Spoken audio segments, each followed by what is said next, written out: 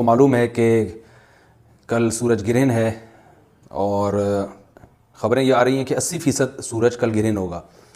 اس بارے میں اسلامی حکام کیا ہیں، شریعت کیا کہتی ہے، اس کے لیے علماء نے سوچا ہے کہ کچھ باتیں عوام تک پہنچائی جائیں، تو اس لیے میں نے بھی ارادہ کیا کہ شرعی حکام اس بارے میں بتائے جائیں، اس میں حکمتیں کیا ہیں۔ رسول اللہ صلی اللہ علیہ وسلم کے دور میں سورج گرہن ہوا ہے۔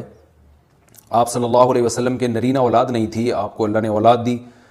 اور آپ کے بیٹے کی موت واقع ہوئی۔ یہ ایک بہت بڑا حادثہ تھا اس وقت،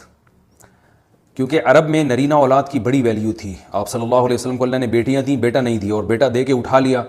تو ایک بہت بڑا واقعہ تھا، اور اللہ کی قدرت کے اسی دن سورج بھی گرہن ہو گیا۔ تو عرب یہ کہا کرتے تھے، زمانہ جاہلیت میں یہ بات مشہور تھی کہ کوئی بہت بڑا دنیا میں واقعہ ہوتا ہے تو سورج یا چاند گرہن ہو جاتے ہیں۔ اسی دن سورج بھی گرہن ہوا تو یہ بات پھیل گئی کہ محمد صلی اللہ علیہ وسلم سید الانبیاء رسول اللہ صلی اللہ علیہ وسلم کے بیٹے کی چونکہ موت واقع ہوئی ہے اس لیے سورج گرہن ہوا ہے۔ آپ صلی اللہ علیہ وسلم نے اس بات کی تردید فرمائی اور آپ نے فرمایا ان الشمس والقمر آیتان من آیات اللہ لا ينکسفان بموت احدہم، کہ سورج اور چاند اللہ کی نشانیوں میں سے ایک نشانی ہے، لا ينکسفان بموت احدہم آیاتہ، نہ تو یہ کسی کی موت کی وجہ سے گرہن ہوتے ہیں نہ کسی کی زندگی کی وجہ سے،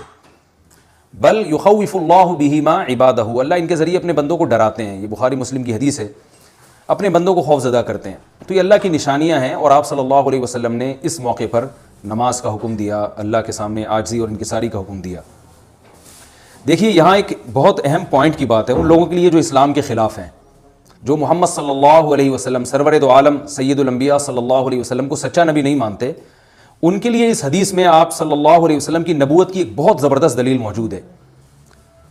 ایک واقعہ ہوا ہے آپ صلی اللہ علیہ وسلم کے بیٹے کی موت کا، اور عرب یہ ویسے ہی کہا کرتے تھے کوئی بہت بڑا دن ہوگا تو سورج گرہن ہوگا۔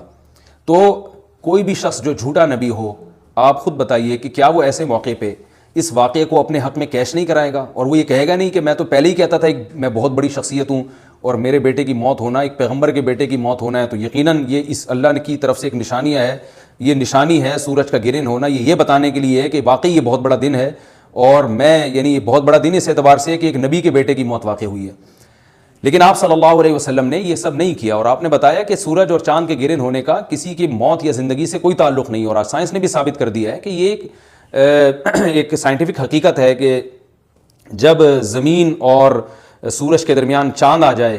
تو سورج گرہن ہو جاتا ہے، اور جب چاند اور سورج کے درمیان زمین آ جائے اور سورج کی روشنی چاند تک نہ پہنچ رہی ہو تو چاند گرہن ہو جاتا ہے۔ تو یہ ایک اس میں عبرت کی بات بھی ہے ان لوگوں کے لیے جو آپ صلی اللہ علیہ وسلم کی نبوت میں شک کرتے ہیں۔ البتہ آپ صلی اللہ علیہ وسلم نے اس موقع پر ہمیں حکم دیا کہ اللہ سے تضرع اور عاجزی اور انکساری کی جائے، اپنے گناہوں کی معافی مانگی جائے، اور نماز آپ صلی اللہ علیہ وسلم نے پڑھی۔ اس پہ بھی بعض لوگ اشکال کرتے ہیں کہ یہ جب ایک نیچرل پروسیس ہے تو اس میں اتنا گھبرانے کی، کیونکہ حدیث میں آتا ہے آپ صلی اللہ علیہ وسلم بہت گھبرائے، تو اس میں گھبرانے کی کیا بات ہے؟ تو یاد رکھیے ہر نیچرل پروسیس جو ایک عام معمول سے ہٹ کر ہو اس میں انسان کے لیے ایک عبرت کی بات ہوتی ہے۔ ہم دیکھتے ہیں رسول اللہ صلی اللہ علیہ وسلم کے دور میں جب تیز ہوا چلتی تھی اور بارش سے پہلے ہوا چلا کرتی تھی تیز ہوائیں، تو آپ صلی اللہ علیہ وسلم گھبرا کے مسجد کی طرف دوڑتے، عاجزی انکساری کرتے، اللہ تعالیٰ سے یہ کہتے کہ اللہ تو نے تو مجھ سے وعدہ کیا کہ جب تک میں ان کے درمیان موجود ہوں تو ان کو عذاب نہیں دے گا۔ تو یہ خوف کا غلبہ تھا آپ صلی اللہ علیہ وسلم پر۔ کیوں؟ وجہ اس کی یہ تھی کہ یہی حالات قوم عاد اور قوم سمود پر بھی آئے ہیں۔ قرآن میں آتا ہے نا فَلَمَّا رَأَوْهُ عَارِضًا مُسْتَقْبِلَ أَوْدِيَتِهِمْ قَالُوا هَذَا عَارِضٌ مُمْطِرُنَا بَلْ هُوَ مَا اسْتَعْجَلْتُمْ بِهِ رِيحٌ فِيهَا عَذَابٌ أَلِيمٌ تُدَمِّرُ كُلَّ شَيْءٍ بِأَمْرِ رَبِّهَا فَأَصْبَحُوا لَا يُرَىٰ إِلَّا مَسَاكِنُهُمْ،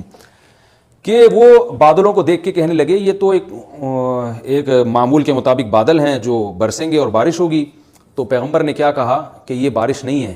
بلکہ یہ وہ عذاب ہے جس کی تم جلدی کیا کرتے تھے، اور اس میں ایک ایسی ہوا ہے جو اللہ کے حکم سے ہر چیز کو ہلاک کر دے گی۔ اور پھر ان پر ایک ہفتہ عذاب آیا، اور قرآن کہتا ہے کہ وہ ایسے پڑھ کے ہلاک ہو گئے کہ فَتَرَى الْقَوْمَ فِيهَا صَرْعَىٰ كَأَنَّهُمْ أَعْجَازُ نَخْلٍ خَاوِيَةٍ، اے مخاطب اگر تو ان کو دیکھتا تو ایسے لگتا کھجور کے تنے ہیں جو اونھے پڑے ہوئے ہیں۔ تو ایسے ہوا نے ان کو تہس نہس کر دیا۔ تو یہ عام معمول سے ہٹ کے جب بھی اس کائنات میں کوئی تغیر آتا ہے تو اللہ کی نشانیوں میں سے ایک سائنٹیفک حقیقت بھی ہے، اس کی ایک لاجک بھی ہے، لیکن اس کے ساتھ ساتھ اللہ کی نشانیوں میں سے ایک نشانی بھی ہے، اور ایسی نشانی ہے جس سے ہمیں ڈرنا چاہیے کہ اللہ تعالیٰ کو اختیار ہے وہ جب چاہے سورج کی روشنی چھین لے، چاہے کسی بھی طرح سے چھینے۔ اور یہ بھی ایک سائنٹیفک حقیقت ہے جو آپ صلی اللہ علیہ وسلم کی نبوت پر جس نے ایک مہر لگا دی ہے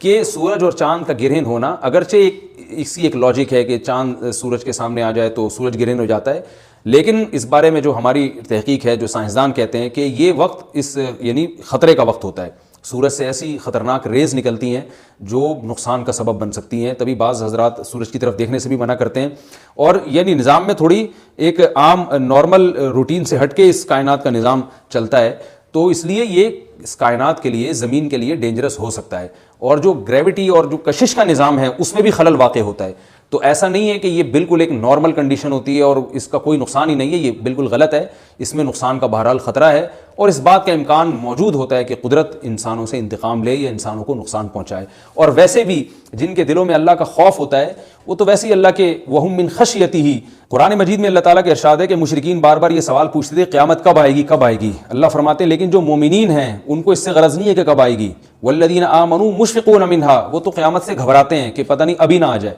تو جس کے دل میں اللہ کا خوف ہوتا ہے اس کے زندگی گزارنے کا طریقہ کچھ اور ہوتا ہے، وہ بات بات پہ اللہ سے ڈرتا ہے، اس کو اللہ سے ڈرنے کا بہانہ چاہیے، اس کو توبہ کا بہانہ چاہیے، تو اس بحث میں پڑھنا کہ یہ تو ایک لاجیکلی ایک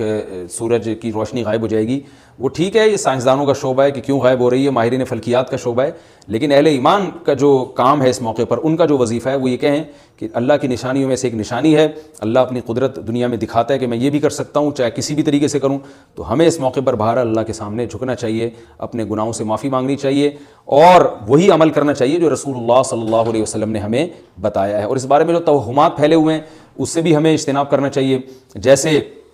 نبی صلی اللہ علیہ وسلم نے عربوں کے وہم کو دور کیا، بھائی اس کا کسی کی موت اور زندگی سے کوئی تعلق نہیں ہے، تو اسی طرح آج کل لوگوں میں ایک سورج اور چاند گرہن ہونے کے بارے میں وہم بھی بہت ہے کہ پتہ نہیں کیا ہو جائے گا، حاملہ عورتیں نہ نکلیں، فلانا نہ کرے، فلانا خربوزہ نہ کھائے، اس موقع پر کسی نے تربوز کھا لیا تو یہ ہو جائے گا، الٹی الٹی باتیں پتہ نہیں کیا کیا مشہور ہیں، یہ خربوزے تربوز کی تو میں ویسے ہی مثال دے رہا ہوں، تو کوئی بھی چیز جب کہنی ہو تو پوری طرح سے اس کی ریسرچ کریں، مجھے نہیں پتا حاملہ عورت کو فائدہ ہوتا ہے نقصان ہوتا ہے سورج گرہن ہونے سے، لیکن اگر نقصان بھی ہوتا ہے تو اس کی کوئی مستند دلیل ہونی چاہیے آپ کے پاس، ایسے ہی سنی سنائی باتیں آگے نقل نہ کریں، تو بہرحال ہمیں جو کرنے کا کام ہے جو رسول اللہ صلی اللہ علیہ وسلم نے بتایا ہے وہ کام بخاری اور مسلم کی حدیث کے مطابق نماز ہے، انفرادی بھی ہے، جماعت سے بھی ہے، مستحب یہ ہے کہ جماعت سے نماز پڑھی جائے مسجد میں یا کسی بھی میدان میں، اور 2 رکعتیں امام پڑھائیں گے اور اس میں سرن تلاوت بھی کر سکتے ہیں، جہری تلاوت بھی کر سکتے ہیں، دونوں رائے ہیں علماء کی، آج کل جہری کو اس لیے ترجیح دی جاتی ہے کہ صلاۃ کسوف میں جو رسول اللہ صلی اللہ علیہ وسلم کی سنت ہے وہ لمبی نماز ہے، تو لمبی نماز پڑھیں گے تو اگر آپ آہستہ آواز سے پڑھیں گے تو لوگوں کو تھکاوٹ کا احساس زیادہ ہوتا ہے، جہری پڑھیں گے تو تھکاوٹ کا احساس کم ہوتا ہے، تو اس لیے دونوں قولوں پہ فتویٰ دیا جاتا ہے، وہ ایک قول راجح ہے اور ایک میں آسانی ہے، تو آسانی اس قول میں ہے کہ جہری تلاوت کی جائے، اس میں لوگوں کو نماز میں کھڑا رہنا آسان ہوتا ہے، تو لمبی سے لمبی نماز پڑھی جائے۔